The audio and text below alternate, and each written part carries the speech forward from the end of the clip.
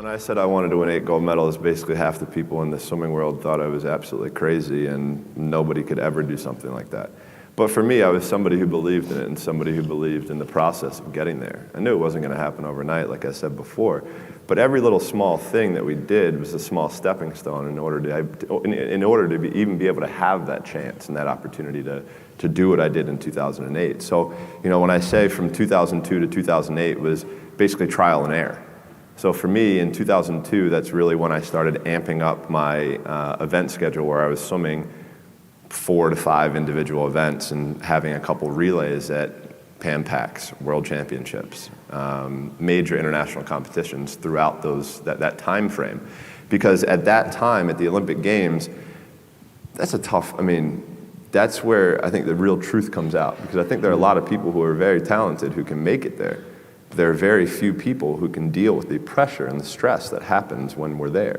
So that's why I say we had to make sure that we were physically, emotionally, and mentally ready, because I had to be ready to be able to kind of manage my emotions through that week.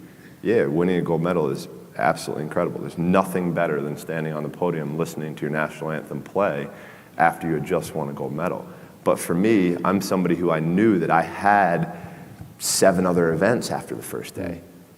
So I have to throw that in the back of my head. I got to throw that race out. Even though if even like in 08, I broke a world record, won my first gold medal. Like, I was like, cool, like things are starting really well.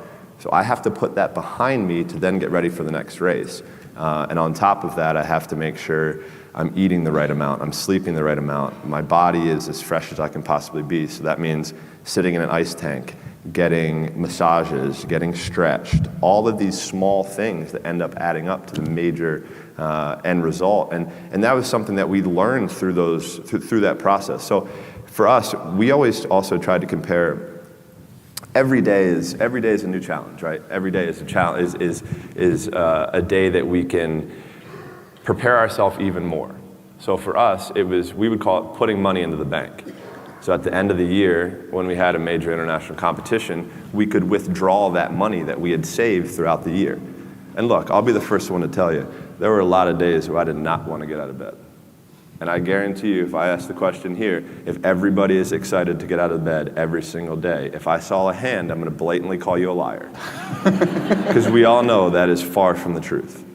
But if you have those little small goals, those little small things that get you excited when you don't want to, it's going to make it even better and even easier at the end when you're getting ready for a presentation or the end of the year or this or that, whatever event you're leading up to. It's going to make it so much easier. And I think if you look at the greats in anything in any walk of life, the greats do things when they don't always want to. And that's the separation. For me, that's what I've found. Because I can sure as hell tell you that there were days where I hated my coach. There were days where we got in fights, we got in arguments, we couldn't stand what we were doing. I would do things purposely to piss him off, but that's a different story.